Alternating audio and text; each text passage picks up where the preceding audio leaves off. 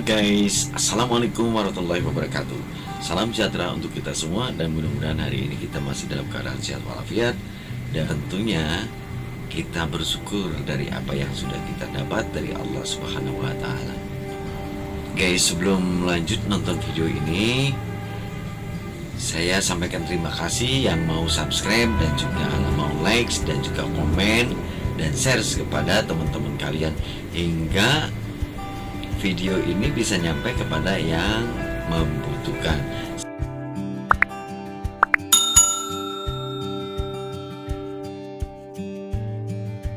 Dan di video kali ini akan saya bahas dalam topik kunci kenyamanan dan percaya diri.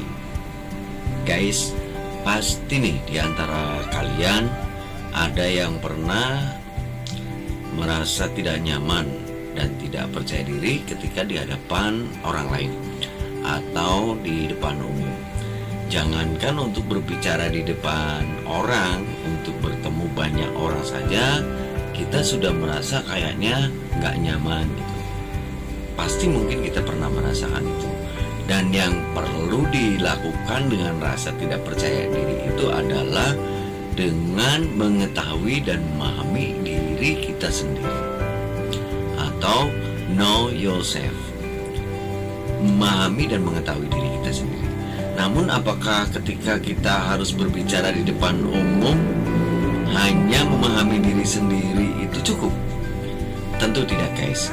Masih banyak hal yang harus dipelajari, masih banyak hal yang harus diketahui dan dilatih agar kita bisa menjadi diri pribadi yang lebih confident, sehingga kemampuan kita atau kemampuan public speaking kita juga bisa menjadi lebih baik, agar mampu tampil nyaman dan lebih percaya diri. Guys, yang pertama kita harus memahami diri kita sendiri. Dan yang kedua, perlu memahami tujuan dan juga latar belakang dari acara itu dengan baik, dan perlu menganalisa audiens dengan baik pula. Siapa sih kira-kira audiennya? Dan biasanya nih guys, penyebab dari rasa tidak percaya diri itu adanya rasa minder, adanya rasa malu, cemas, atau mungkin juga ada yang mereka merasa pendiam atau merasa tidak memiliki banyak teman. Jadi ketika kita akan mengawali untuk menjadi MC, yang penting kita yakin bahwa kita akan menjadi MC, kita percaya diri bahwa kita mampu. Sekarang saya akan bahas tips dan trik memahami diri kita sendiri. Jika kita tidak memahami diri kita sendiri, bagaimana kita akan memahami diri orang lain, dan bagaimana kita bisa mampu menguasai audiens. Oke guys, langkah yang pertama yang harus kita lakukan adalah jadikan diri kita sebagai role model. Karena dengan menjadikan diri kita sendiri sebagai role model, kita bisa belajar dari kesalahan kita di masa lalu, yang tentunya masa lalu yang ingin kita perbaiki. Dan kita ingin memberikan afirmasi positif dalam diri kita sendiri. Afirmasi positif dalam diri kita sendiri dalam mewujudkan impian atau goal kita atau cita-cita kita. Dan selanjutnya kita harus lebih bangga terhadap diri kita sendiri. Mengapresiasi diri kita sendiri itu penting guys. Lalu pertanyaannya, apakah boleh kita menjadikan sosok idola kita sebagai role model?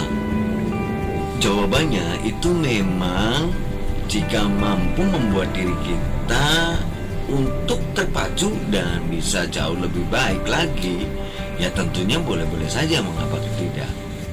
Sehubungan kita ini, diri kita sendiri sebagai role model, kita perlu untuk mengingatkan kembali masa lalu apa saja yang merasa kita bangga, masa lalu apa saja yang merasa kita kecewa. Kita bahas dulu masa lalu yang membuat kita bangga. Kita ingatkan kembali perjuangan kita atau perjuangan kamu yang telah kamu lakukan sehingga kamu berhasil mendapatkan apa yang kamu inginkan. Hal ini penting untuk dapat dilakukan ketika kita merasa down atau juga tidak percaya diri. Contohnya nih, okay, saat sekolah dulu nih, waktu SMP atau SMA, pokoknya pada saat sekolah aja, kita pernah menjuarai lomba menyanyi misalkan di tingkat kota atau juga tingkat kabupaten, dan kita melihat orang tua kita hadir di situ dan sangat bangga menghadiri grand final serta memegang trofi kejuaraan kita. Itu ingatkan kembali perjuangan kita, apa yang telah kita usahakan, dan cobalah mengingat kembali untuk melakukan itu dan menjadikan diri kita ini lebih semangat dan lebih baik lagi. Itu ingat kembali. Coba kita ingat kembali pada saat kita ada momen yang sangat membanggakan. Berbeda dengan cara sebaliknya. Kamu perlu mengetahui apa saja perilaku kamu di masa lalu yang membuat diri kita kecewa atau diri kita gagal, bahkan membuat kedua orang tua kita kecewa. Misalkan nih, ketika kita SMA dulu, kita mendapatkan ranking 2 nih, tapi 2 dari bawah. Kejadian itu mungkin membuat kita kecewa. Jadi terlebih lagi orang tua kita yang telah memberikan kepercayaan besarnya ke diri kita, tapi kita sia-siakan. Coba itu ingat kembali apabila dulu kita pernah mampu mengatasi itu dan kita mampu bangkit dari keterpurukan. Ingat, kesalahan kita di masa lalu justru harus mampu membuat kita bangkit dan mampu membuat kita lebih hebat dari hari ini. Nah guys, setelah kita melihat momen membanggakan dan juga momen mengecewakan di masa lalu, kita bisa meminta masukan daripada orang-orang atau teman-teman terdekat kita yang kita percaya.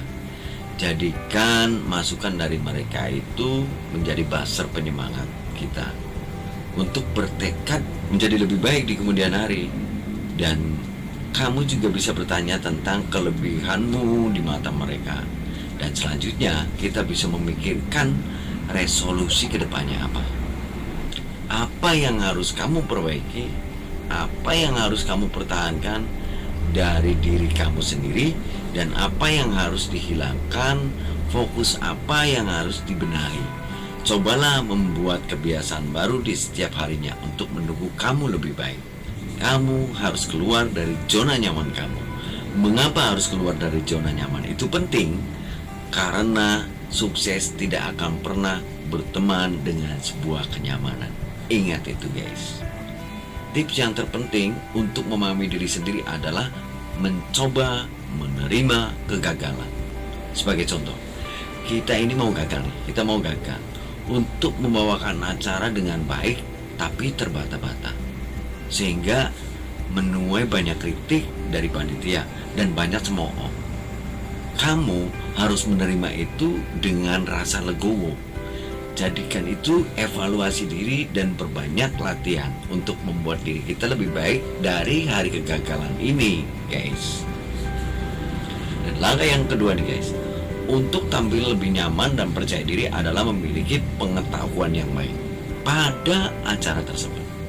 Penting bagi kita untuk mengetahui daripada latar belakang acaranya, siapa si penyelenggaranya, visi misinya apa, acaranya tuh apa, mau ngapain mereka, narasumbernya siapa, audiennya siapa, undangannya siapa, dan hal-hal lain yang perlu kamu ketahui tentang acara tersebut.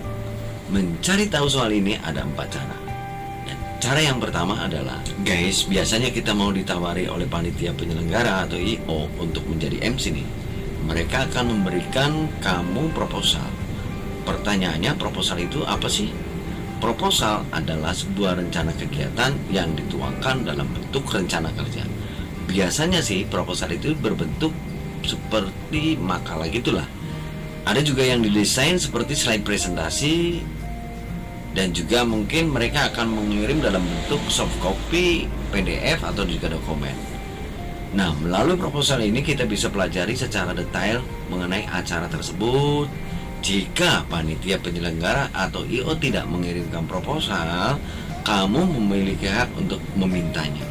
Mbak, Mas, mana proposalnya? Karena kamu perlu memahami dengan baik acara tersebut.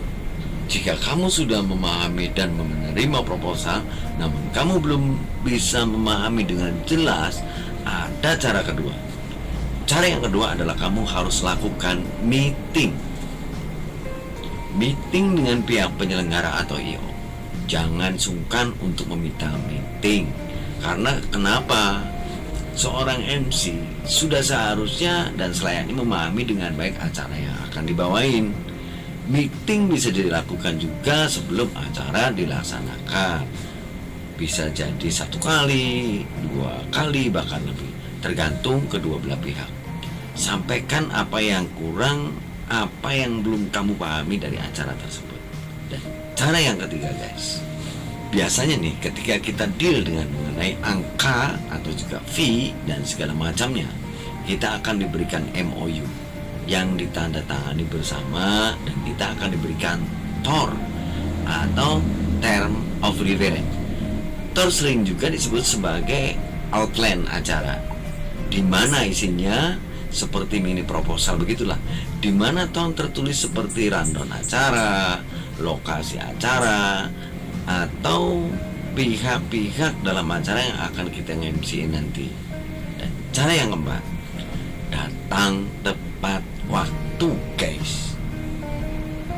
Ketika kita datang tepat waktu, kita akan merasa lebih nyaman berada dalam acara tersebut. Kita bisa berbincang dulu dengan pihak penyelenggara untuk menyesuaikan rundown jika ada perubahan last minute atau perubahan yang mendadak. Atau kita berbincang dulu dengan narasumber atau tamu undangan yang akan menghadiri acara tersebut. Kita juga bisa mengelilingi ruangan acara tersebut dan mengenal venue atau lingkungan tempat-tempat untuk acara tersebut. Dan lebih dalam lagi, jangan lupa lakukan warming up. Dan biasanya sebelum acara panitia akan melakukan gladi bersih, sehingga kita bisa berlatih positioning, blocking, dan kita bisa melatih dulu opening kita. Karena 2 menit pertama itu penting guys. Nah, dengan memahami acara sebaik mungkin akan membuat kita lebih nyaman dan percaya diri. Oke guys, untuk sementara itu aja dulu. Nanti kita akan disambung lagi dengan video berikutnya. Jangan lupa panteng terus di channelnya Bang MC, channel bahagia untuk Anda semua. Dan saya akhiri, wassalamualaikum warahmatullahi wabarakatuh. Dadah.